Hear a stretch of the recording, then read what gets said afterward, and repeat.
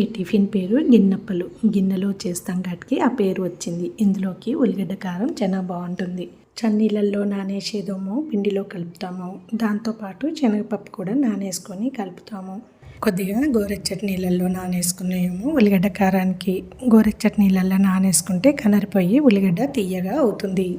ఉల్లిగడ్డని మధ్యలో కోసి నానేసుకుంటే సరిపోతుందండి. బొడ్డెలు తీయాల్సిన అవసరం లేదు, పొట్టు తీయాల్సిన అవసరం లేదు.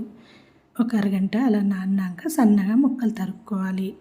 ఆ ముక్కలలో పండ్ల పచ్చడి, చింతకాయ పచ్చడి ఏదైనా సరే మన ఇంట్లో ఉన్నది.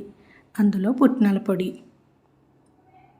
అవి రెండు కలిపి నూనె పోసుకొని కలిపి పెట్టుకోవాలి. చాలా బాగుంటుందండి. ఎన్ని తిన్నా తినేయచ్చు, అంత టేస్టీగా ఉంటుంది. మరి ఇప్పుడు గిన్నెప్పల తయారీ ఎలానో చూద్దాము. బియ్య పిండి తీసుకోవాలి. అందులో ఉల్లిగడ్డ, ఇందాక నానబెట్టుకున్న శనగపప్పు, రుచికి సరిపడే ఉప్పు ఇవన్నీ కలగలుపుకోవాలి. చన్నీళ్ళతోనే చాలండి, వేడి నీళ్ళు అవసరం లేదు. ఈ అప్పాలు చేయాలంటే ఈ సువ్వ ఖచ్చితంగా ఉండాలంటే ఇది స్టీల్ షాప్స్లో దొరుకుతుంది. ముద్దని మంచిగా కలుపుకోవాలి. చిన్న చిన్న రౌండ్స్ లాగా చేయాలి, మన చపాతీ ముద్దంతా. అలా చేసి మనకు ఆ సర్వ సైజుని బట్టి ఎన్ని పడతాయో అన్ని చేసుకొని మధ్యలో హోల్ పెట్టుకోవాలి. ఆ హోల్ ఉండడం వల్ల స్టిక్తో తీయడం ఈజీగా అవుతుంది. గిన్నెలో కొద్దిగా నూనె పోసుకొని చుట్టూ అతికించుకోవాలి. పైన మూత మీద కొన్ని నీళ్ళు పోసుకోవాలి. నీళ్ళు పోసుకోవడం వల్ల కింద అప్పలు మాడవు. కొద్దిగా సౌండ్ వచ్చాక మూత తీసి చూసుకోవాలి. అప్పుడు వెనక గుండ్రాయి పెట్టాను చూసారా ఇందాక వీడియోలో, అలా గుండ్రాయికి క్రాస్గా పెట్టుకోవాలండి. క్రాస్గా పెట్టుకుంటే సర్వని ఒకవైపు పెడితే రౌండ్ తిప్పుతా వెళ్ళాలి.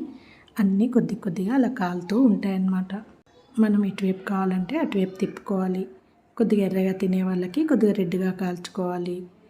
కొద్దిగా పెద్దవాళ్ళు ఉంటే మెత్తగా తింటారు కదా, వాళ్ళకి తెల్లగా కాల్చుకోవాలి. అలా తిప్పుకుంటూ వెళ్తే అన్నీ సమానంగా కాలుతాయి.